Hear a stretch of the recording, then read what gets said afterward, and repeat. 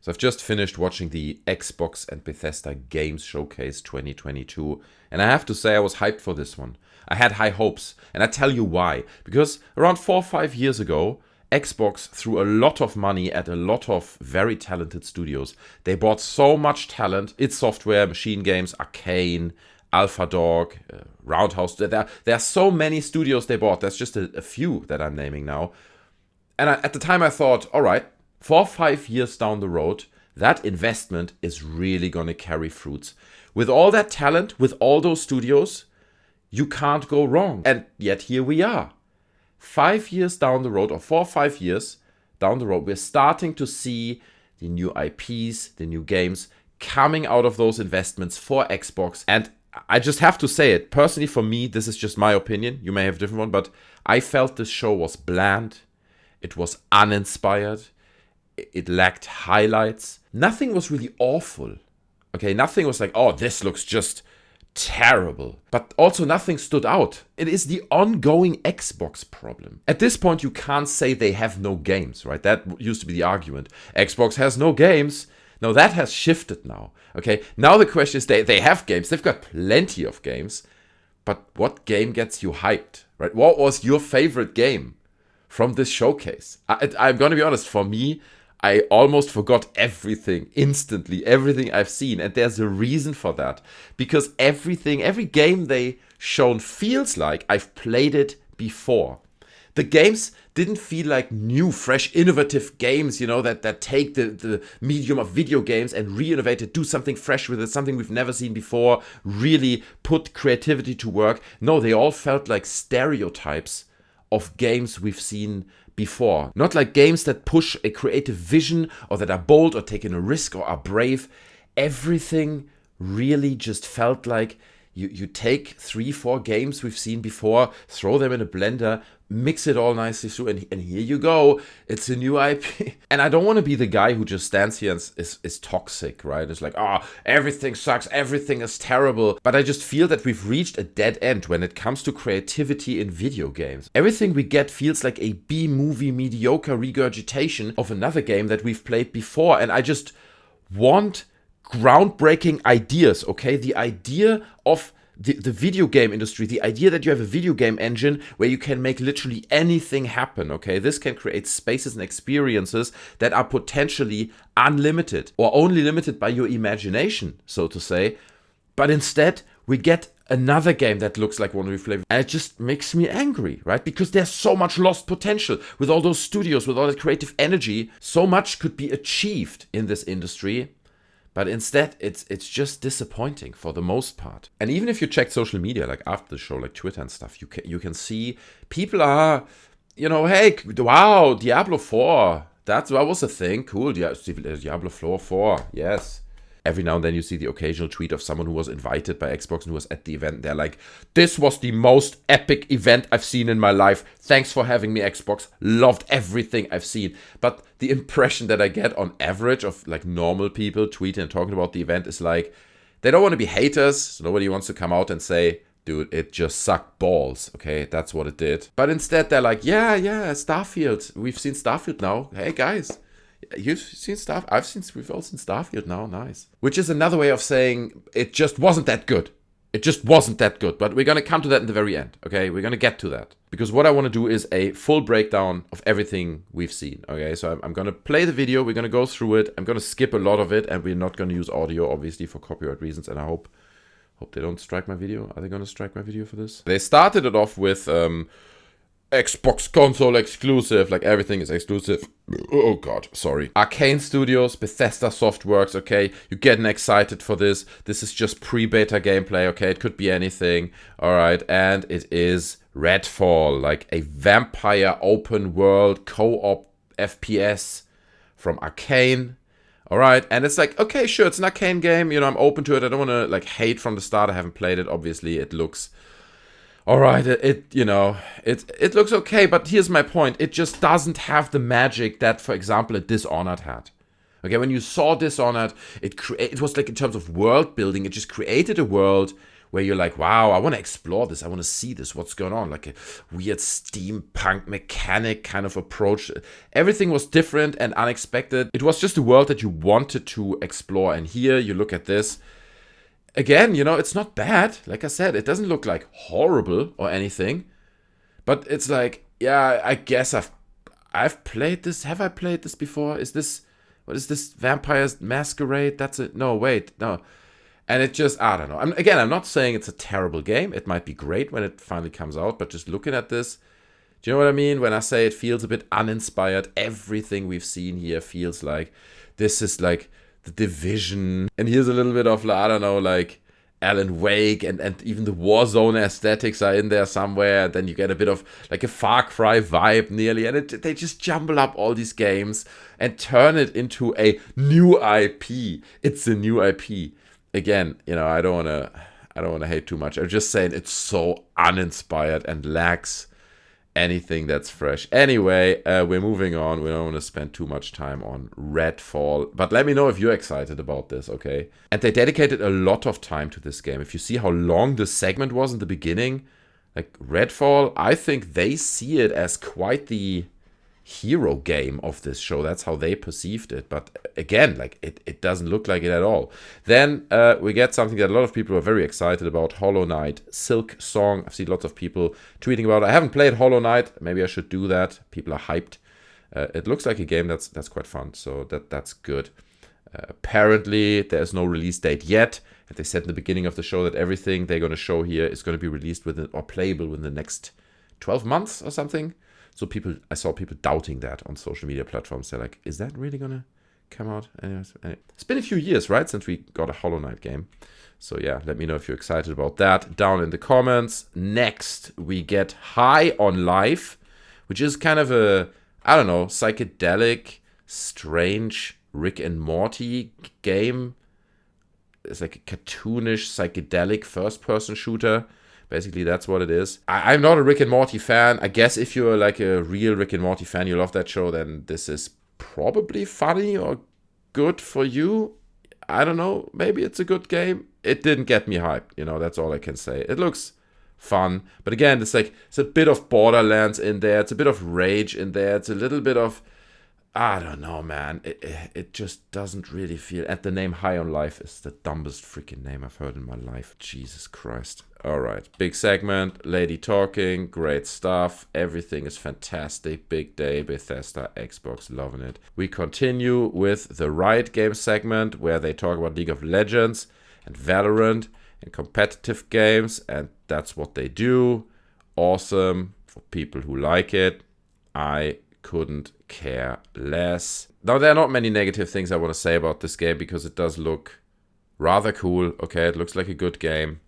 I haven't played the first Plague's Tale. It's been on my Steam wishlist for a very long time, but this is a Plague's Tale Requiem, I believe it's called. I think I want to play the first game first, like before I get into this. It looks cool. It's visually beautiful. It has like a kind of unique mechanic with this light thing going on. So, I don't know, man. I give this game the benefit of the doubt. It looks good. Coming this year, by the way. Oh, a Plague Tale. Did I say a Plague's Tale? I meant a Plague Tale, obviously. Don't correct me, please. Then they went into the obligatory Forza Motorsport segment, and I can't say anything about that. I remember thinking that I quite enjoy like some of these details. Look how the light kind of turns the tip of those cones like a glowing orange because it seemingly shines through the plastic and stuff. And it's a gorgeous game, right? The Forza games looks great. I just watched it. I'm not a big race game fan, but I watch it and I'm like, why do we not get like a nice RPG that looks like that, like kind of semi-realistic? But obviously Forza is a thing and Xbox is very proud of it and loads of people love it. And apparently it's a really, really good game, okay? So if you're into race games, then this probably made you happy. Look at all that ray tracing in the engine. Like, it does look good, okay? It does look really, really good. Also an extremely long segment for Forza, but you know what I mean? I'm getting like Skyrim vibes here. And I'm like, oh, no, remove the cars. You know, I want to walk around here with the weather changing and discover what's going on. And it nearly teased me for a different game. I was like, no, that shouldn't be Forza. Good Lord. Flight Simulator was next. Don't know what to say about this. Sure, it's a Flight Simulator game. Looks gorgeous. The level of detail is stunning. Yeah, Yeah, that's it. Oh yeah, but then they introduced like this thing. I don't know what is that even? Is that a real plane? I didn't really pay attention, but there is this thing coming to. I don't think that's real. That's not a real thing. That looks like a cartoon Avengers type a vehicle. I don't know, man. I don't buy that for a second. But you can go into space. It's gonna be epic. Okay, Halo. Oh, it's a Halo Infinite thing, right? I just got that now. I'm such an idiot. I missed that on first watch. So there you go. Halo Infinite coming to Flight Simulator. Big deal. Okay. Then they spoke about Overwatch 2, which introduces new lighting conditions to already existing maps. That's the extent of it, basically. No, I'm exaggerating. They introduced a new hero and stuff, but I mean, it's a meme at this point. The game hasn't even been released, okay? And it's already a meme, and people are like, yeah, that's just the same game. You're like selling us the same game again with like night in some of the maps. But it's coming October 4th, 2022. So yes, Overwatch 2. Now the next one was a little bit surprising. A turn-based strategy game from the creators that revolutionized the genre. It's not like from the creators of game X or Y or Z. From the creators who did a lot for the genre, okay? They did a lot. No, it's cool, man. It's cool. I love this kind of stuff. So here we get like some kind of turn-based history telling strategy game. It's called Ara History Untold. It's a thing. The Elder Scrolls Online was next. A bit more of Redfall, right? Because we didn't have enough. The 25-minute segment in the beginning didn't really do the trick. Now we're talking about Elder Scrolls Online, which is like, I think it's like a DLC for it called High Isle. It's an MMO, dude. It's not for me. Okay. If you guys love it, that's cool. It looks good. It looks fairly well. But, I tell you what really annoys me to death when I see this. Look. There would be no reflection like this under that boat, okay? Get your reflections sorted, alright? Elder Scrolls Online. That looks like garbage. It instantly rips me out. I want to see, like, the shadow of that boat blocking the reflections. It makes no sense. And there were a few scenes like that. I can't play a game with that. This destroys the whole game, okay? Start from scratch. No, I'm joking. But, it annoyed me. Anyway, High Isle coming June 21st. And now we continue the legend that is Fallout 76. I don't know why they are still doing content for this game. If people still play it, then I'm sure they appreciate it and it's good. I'm happy for them. But why? Who are they? I mean, leave your thoughts down in the comments. Are you still playing this game? Because in my mind, there's like a group of 25 hardcore fans who still play this game. Here in the UK, for example, and so why would they make content? So probably it's much more successful than I think it is, and probably there are a lot of people playing it because otherwise, why would they put new content for the game out there? Fallout 76, The Pit, come in September this year. Oh yeah, this is quite cool actually. So another segment for Forza 5, but I think this is a DLC. I don't think it's a separate game. But what they're doing is they're partnering with Hot Wheels, and they're creating these quite elaborate Hot Wheel tracks that you can then drive with your Forza cars. Presumably, it says Forza 5, so I guess it's a DLC. But I like that, okay? I like Hot Wheels cars. I did play Hot Wheels Unleashed, which is a super fun arcade racer, which looks very similar to stuff that we're seeing here now. So that's cool, I guess. If I would be playing Forza 5, I'd be like, cool. That's a thing, yeah. So that's coming July 19th, not far away. Basically, a little DLC goodie. Now, a bit of a surprise, one that I didn't really expect, and that is probably one of the bigger reveals of this showcase. And that is Ark 2. We're getting this cinematic trailer. It looks cool, right? It's nice in the Ark style. A friend of mine played Ark. I actually have two friends who played Ark 1 extensively. They love it. They think it's a great game. So I'm sure they're going to be very hyped about Ark 2. Now, this game is one of my highlights. All right, we knew it exists for a long time. It's been postponed a few times or delayed. But it looks great, okay? It's Scorn. And the reason why I'm saying it looks great is because it's finally, in this whole showcase, it feels like a game with a vision. Okay, it's bold, it's unique. You can't say, oh, that looks like that other game. I mean, okay, sure, it's inspired by the Alien and H.R. Geiger like aesthetics, okay? So to an extent, we have seen stuff like this before, but not a game that uses the aesthetics in a way that this game, apparently, looking at this trailer, does. And it's been growing over the years.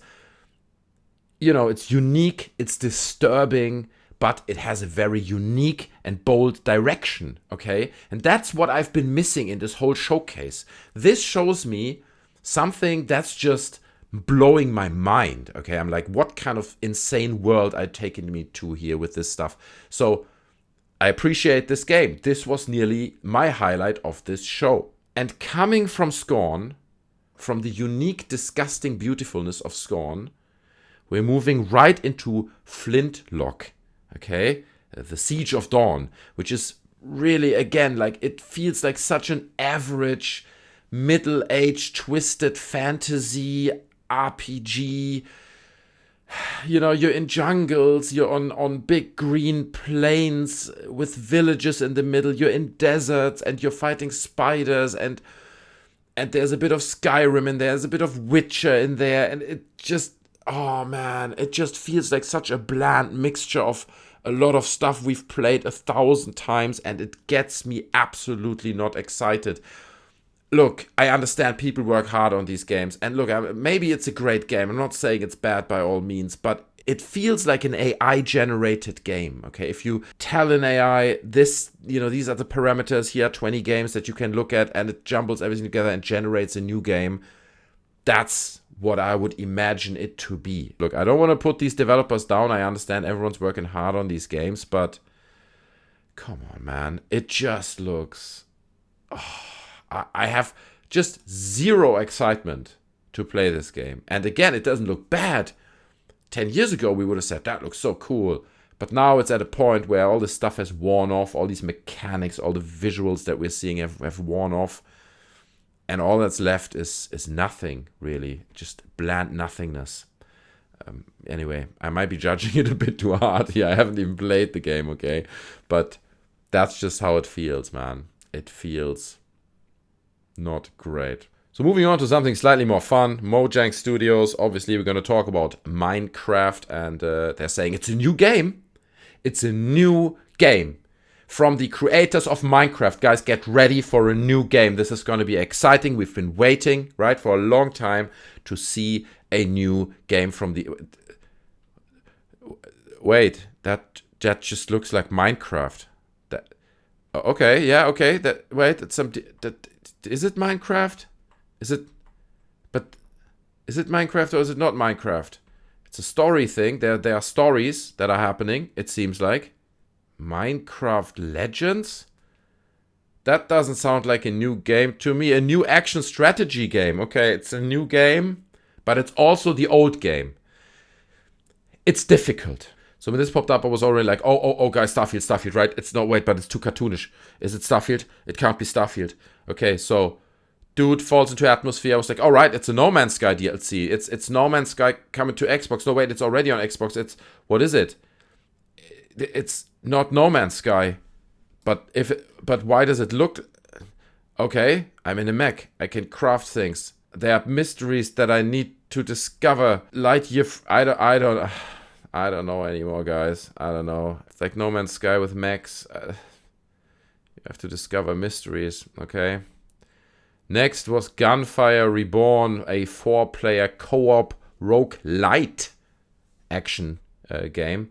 It has a nice cartoon look, as you can see. And I'm not gonna lie, okay? I have seen games on the Unreal Engine subreddit that looked better than this. Okay, like people developing games in their homes, new mechanics, playing with creative mechanics. Gunfire Reborn coming October 2022. That's amazing, okay? Look, if you love this kind of game, this is amazing. But I'm just standing here, I'm looking at it, I'm like, bro, I don't care, okay? I don't care about this game. It doesn't even look that good.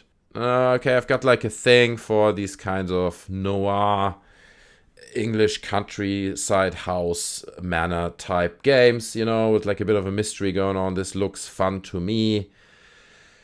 It doesn't make the show great. And again, you know, whether it's Guacamelee or Rayman or Orient the Blind Forest, it's a lot of assets, it feels like, from a lot of these games that come together. You know, what was this game called? You know exactly what I mean, right? Put in the comments. The black and white one that looked like that we just seen. So it's like, sure, it looks cool. I like the whole mystery vibe and all that, and like the writer discovering his father, blah, blah, blah, blah. But does it get me excited? I don't know, man. Not really. The Last Case of Benedict Fox, spring 2023. Coming to PC. So actually, if that's on the sale for $5, I might check that out. You know, may stream it to my phone or something, play it there. As Dusk Falls is a game. Is it a game? I'm not sure anymore. No, it is a game. Okay, it is a game. And these guys are very proud of it. And I think they may be doing something interesting here, okay? Because you see the gameplay. This is the gameplay, okay?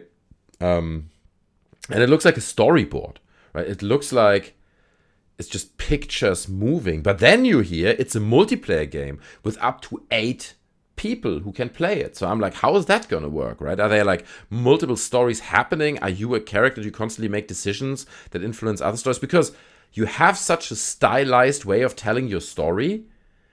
Maybe they find an interesting way to tell many different stories, right? Because potentially you can make a decision that can influence 10 different directions of the story. But if it's just moving pictures and text, I don't know, man. Maybe this is going somewhere. I find this interesting. I'm not sure I'm gonna download it and play it myself, but I find the concept interesting, and it's a bit like a Telltale game. Those always been fun. So yeah, I don't know, man. I'm not against this. At least again, it's something different, something bold. It's not for me, but you know, it's a thing. Next, they were showing us Naraka Blade Point, okay, which is a action-based battle royale game. It's like a Japanese samurai game. I think it probably also has some kind of fantasy twist to it.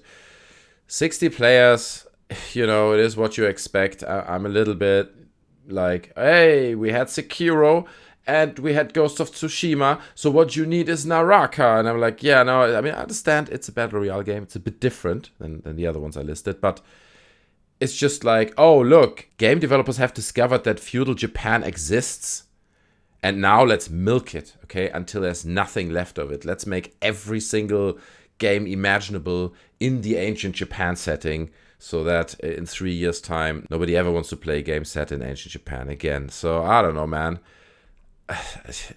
Does it look bad? No. Am I excited? No. Moving on. Now, this is interesting. Okay, this game is called Pentiment. And it's from Obsidian Games, right? So remember, these are the guys behind the South Park adventure games, the RPG adventure games, right? And if you look at how this looks, they just changed the assets, okay? They're like, hold on, we can't make it a South Park game, but we have these assets in the engine, so let's just swap the heads and stuff. Because look how these characters move. Come on, man, look at it. It is like literally, you know, the look and feel of cardboard figures moving around and doing stuff. It very much feels like the Stick of Truth, which is not a bad thing. You know, I'm not putting it down for that. It might be a fun game. But again, it's not a game that wins a show like this. Next, we got some new content for Grounded. You may remember the game where you're tiny. What was the movie called? Honey, I Shrunk the Kids. The game. I haven't played it, but the news on this game is that it's finally releasing as a full game. Because previously, I think it was in early access, you know, and up until now. And now they're saying, hey, we're done. The game is actually complete and you can play the full game, which is cool. I like the idea of playing with scale, okay? Like I always, there was a game actually, you can Google that. it's a long time ago. It was called Bad Mojo. And you were like a little cockroach that you saw top down and you could run around and explore everything from this angle of a cockroach where everything is like ginormous. So I like that idea. Maybe I'll give this game, you know, a shot. It does look fun. All right, we're moving on to another game that it just looks like such a bland mix again of so many games, right? There's a little bit of Titanfall in there. Just in terms of the world building, it could be like a sub-story to Titanfall. There's a bit of Crysis nearly in there, like Crysis 2 and 3 had similar shots, similar robots. And then there's also a bit of Assassin's Creed in this game, right? Where you run around and you assassinate these robots. The game is called Ereban, okay? And again, I don't want to hate on it just for it existing, but it looks so meaningless, bruv. I am sorry to say it so harshly, and I feel bad for the developers who put so much work and effort into it. I am genuinely sorry, guys, if you're watching this, but man, you see how cool it looks, but I have zero motivation to play this game, man. I don't even want to know. I don't care. I just really don't care. Moving on to Diablo, stuff got really brutal, okay? And obviously it's Diablo, it looks cool. And what I liked about this presentation is that they actually showed quite a bit of, like, just gameplay scenes, okay? I don't think it was necessarily, like, gameplay, like, too much. There was some proper gameplay shots in there, but starting off with this cinematic, and then they're introducing, I think, their new character or something. It's like a necromancer, I think it was, that you can now choose to play the game with. But you see shots like this, shots like that, which are not exactly moving with gameplay, but you get an idea of the environments. It's way more cinematic than we've seen it before. I feel like it looks really, really good. Because I wasn't sure how they're going to upgrade that type of gameplay from Diablo 3. But looking at this, I'm starting to get an idea. And I'm like, okay, I see what they're doing, right? They're upping the environments. They have these events that they're talking about as well. It's kind of open world events, local events, where you can go and join with your friends, or probably meet up with other people as well and fight these giant characters in this open world and stuff. They're doing full crossplay. Okay, so you can play with your friends on console if you're on PC and vice versa. Couch co-op is a thing they're introducing. They seem to put a lot of effort on just the social features of the game, bringing people together so they can play the game together more. And I think all these are good decisions for a Diablo game, so I'm quite positive. And beyond that, these kinds of fights just look epic, man. It really looks like a next level Diablo, and that's going to be cool. I'm quite hyped. And I think this Diablo footage was also like the most talked about aspect of this show on Twitter. Like, most people that I saw that were hyped about stuff were talking about Diablo. And I mean, it's not a surprise, but it's also not exactly a win for Xbox and Microsoft, isn't it? If Diablo 4 is kind of the winner of your show. Then we got a bit of Sea of Thieves update. Okay, you can now customize your cabin, name your boat. You can do a few things. And I did enjoy this little trailer. I do like the game, and it always has this Disney theme park vibe to it anyway. And they kind of embraced that, I feel, with this little song they're playing here. So another free update coming to Sea of Thieves. I'm going to play it. That is cool. The next game on the list is this one, which is called Ravenlock, okay, which seems to be like a cute pixel look RPG, Alice in Wonderland type of vibe thing. It looks fun. It's cool. Nothing I would necessarily want to play, but I can see kids really enjoying this, and it really seems to create like a nice, fantastic world of crazy things happening. So I like that. It looks like a fun game. So up next, we got Cocoon, okay, which is like or seems to be like a top-down adventure puzzler. By the way, check this out. Check out, come on, man. Come on, man. We all know what we just saw, okay? Anyway, so it's not a game for kids. So it has this top-down view, and you're kind of puzzling your way through this world. It looks nice. It has a gorgeous little art style. Feels very indie, right? If you look at it, heavy indie vibe. But not to say it's a bad game, but again, it doesn't get me excited. Honestly, I wouldn't play a game like this, because there are so many other games out there that I might want to check out that a game like this just probably would fall flat. But hey, there you go. So that's Cocoon.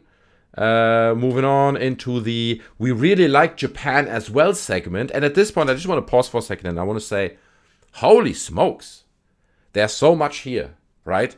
How many games did we just spoke about? The list seems endless, okay? We're not even done yet, okay? And we haven't even seen the highlights, Starfield. So watching this, you could be tricked into thinking, oh my God, Xbox has got so much stuff. But then when you actually step back for a second and think to yourself, hold on, but what do they actually have? Like, what's the game that I'm gonna run out and buy? If it comes out tomorrow, I'm gonna run out and get this game. Diablo, I guess. Besides that, I don't know. At least that's my impression. Okay, I just feel there's so much there, and they're just putting all those games out there. Like, they're just blenders. They're just blenders that fill up a bucket, and there's nothing in that bucket, but it's filled up to the rim, you know, there's nothing in it. But Xbox keeps filling up more into the bucket. You're like, yeah, but the bucket is empty. I look at it, I can't see anything in that bucket that raises my curiosity. I just want like a small bucket that's actually filled with cool stuff. It's like, no, you take the big one with all these things that you will forget in 5 minutes. So I don't know, man. And all this coming kind of back to the beginning with the hindsight of them having had 4 or 5 years now to grow those studios, to get them comfortable, to work on IPs that are exciting. This is what you're showing us.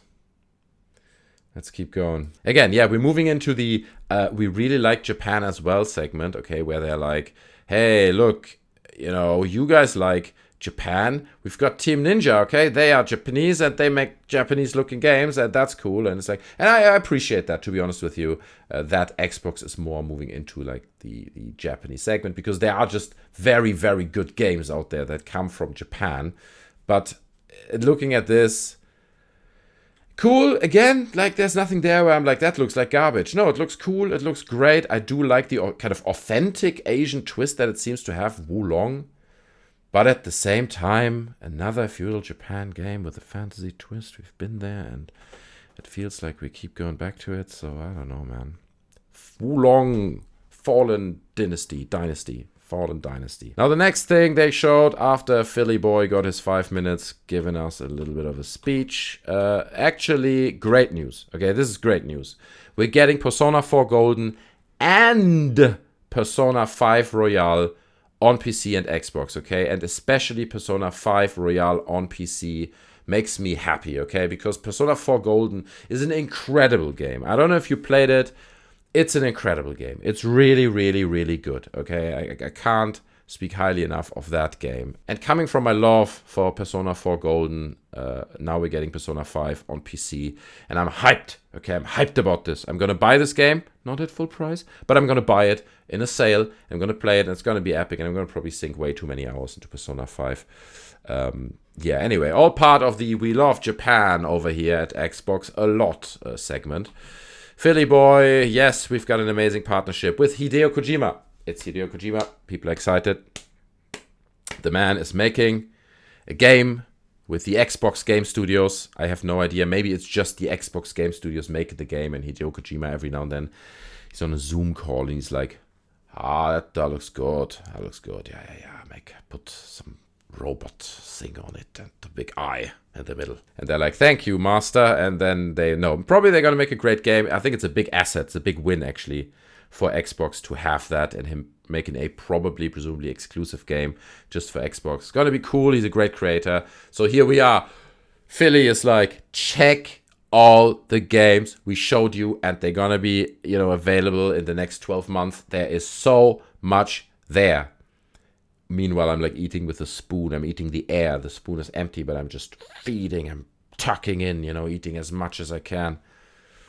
I don't know. Is it just me? Is it just me who feels this way? Do you feel the same way? Leave that down in the comment section, honestly. It's puzzling me how they have so much creative force, so much potential with this brand, with the money, with everything they're doing, and this is what they're showing us. Anyway, we're moving on to the final part, which obviously is it the final part yet? I think it is, right? Starfield. Everyone's been waiting. I've been lurking on the Starfield subreddit for quite some time now. People are hyped, man. I've rarely seen so much hype for a game as we find in the Starfield subreddit. People are just like speculating like crazy all over the place what the game could be. And my stance on it was for the longest time that I'm a bit worried, okay? And I'm worried for one big main reason, and that is that this game is based on the Creation Engine, okay? Yeah, I know they're calling it the Creation Engine 2.0 now, but we all know that the Creation Engine is a piece of junk. We've seen it with Fallout 4, we've seen it with Fallout 76. A lot of the games that came out in recent times underwhelmed visually because this engine is just not up to par anymore, okay, in terms of delivering visuals. And it gets glitchy, it gets messy. Games just bug out, okay, because the engine is not made for this. But I understand Bethesda has all these mechanics, right, in the engine, built in, that they have from the Elder Scrolls game, from the Fallout game. So it's much easier to create a new game like Starfield based on that engine. That's why they went for it. But you're compromising. While this still looks really, really good, okay, later we're moving into some of the gameplay and it just, I don't know, man. It looks okay. And at this point, actually, I wanted to share this tweet with you guys from IGN, in which they say that fans start to compare Starfield and No Man's Sky on social media.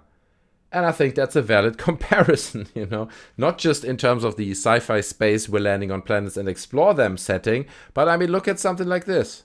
We've just seen it in the trailer, right? Top is Starfield, bottom is No Man's Sky. Sure, it has much more of a cartoonish twist to it, but at the same time, there are these similarities. They were mining materials with like this ray. I saw that in the trailer as well. I was like, really? That's what we're doing? Like, we're going full No Man's Sky here. Okay, look how he uses this scanner to identify this plant. That is a No Man's Sky mechanic. That's what you do in No Man's Sky.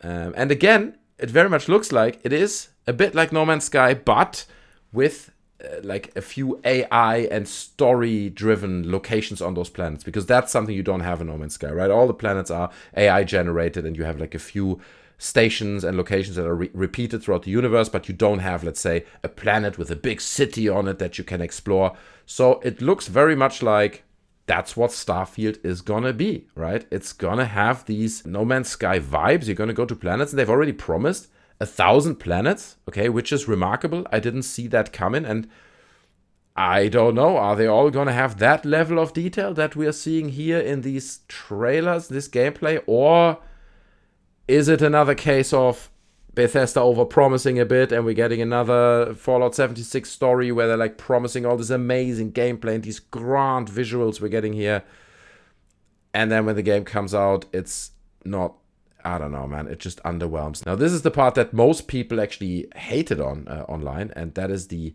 gunplay. And you can kind of see, without playing it, you see that this is janky gunplay, okay? This is gonna feel janky. This does not feel like a Call of Duty game, okay? This feels like someone trying to emulate a Call of Duty game inside the creation engine, and it just feels janky. Also, strong Star Citizen vibes throughout this presentation, okay? It really feels like they looked at that and got inspired quite a bit. I don't know if they got there. I think Star Citizen, puts a pretty high bar, at least on visuals and quality of the ships and the builds and the world and all that. It's an unfinished game. It will never come out. That's a story for a different day. But I can see the similarities. But you know what I mean? Look at the visuals here. That just does not look great. Like, the shadows look flat.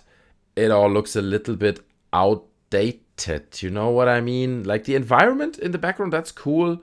And the spaceship, no doubt, and all that. But I don't know, man. I think they should have moved over to another engine a long time ago. This game should have been based on the Unreal Engine, okay? And they should have, after Skyrim, for example, made a decision to move over to another engine just to make their games look up to par and also function, not glitch out all the time, because it's based on like an ancient engine. Loads of locations and the cool world building.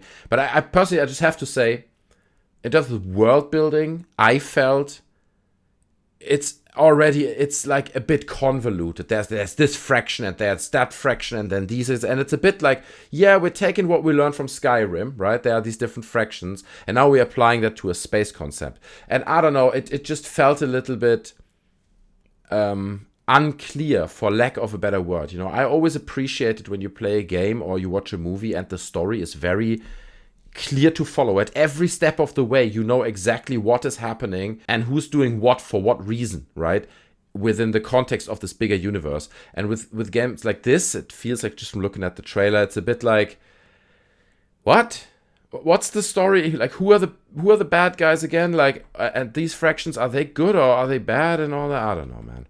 I'm just speculating, okay? This is very early speculation based on this early, probably beta gameplay, so you can't really say. But they gave us quite a lot of information, so I had a quick look at the Starfield subreddit after this footage came out, because people have been countdowning for months, like, oh, it's another 63 days, bro, until we get stuff. So they were excited, all right, and a lot of people were like, yeah, I saw the footage, yeah, it's finally here, it's I'm happy. I'm happy about that. It's like, cool. I'm glad you're happy. And it's like, I don't know, man.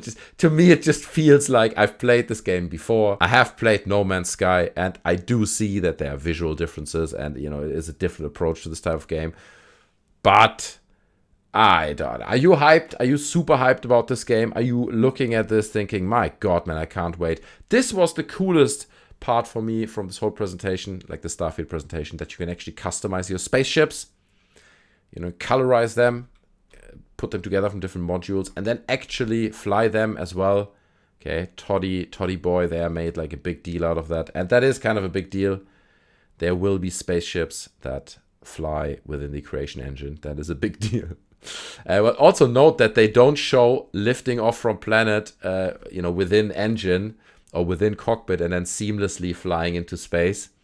Having seen this, to me, it feels like probably they're going to have some kind of mechanic where you get into your spaceship on the planet and press the launch button, and here comes little animation. He's launched the spaceship and loading screen, and you're in space. And it's a bit like, come on, man. No Man's Sky did this so many years ago. We want seamless spaceflight. Again, I'm just speculating. Maybe you can seamlessly land on the planets, but they would have shown that. If that would be a feature that you can just land on any planet anywhere and you get up and go into space, they would have shown that, okay? Also, dogfighting is a thing. That's cool as well. There were these leaks about a month ago from the development behind the scenes of Starfield, and they basically said that especially the dogfighting, the space flight, is in a very, very poor condition in terms of controls, and it feels very, very janky at the moment. Okay, it's not final release, so we'll see. Bethesda is going to have to marry a lot of elements here. Okay, the space flight, the planets. There's a lot here. There's a lot here for Bethesda to finish and put together until next year.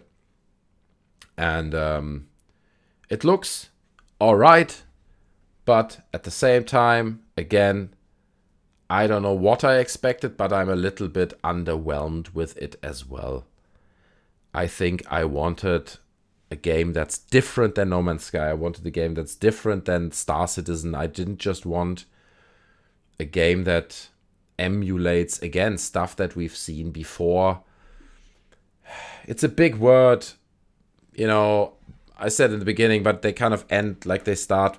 Again, it's just my personal opinion, but it felt a bit uninspired. The janky gameplay, it looked mediocre. Okay, Starfield looked mediocre. That's what it did. All right, and yeah, I get it. There are not many games out there that are sci-fi and with spaceflight and landing on planet and that have all these elements. But I don't know, man.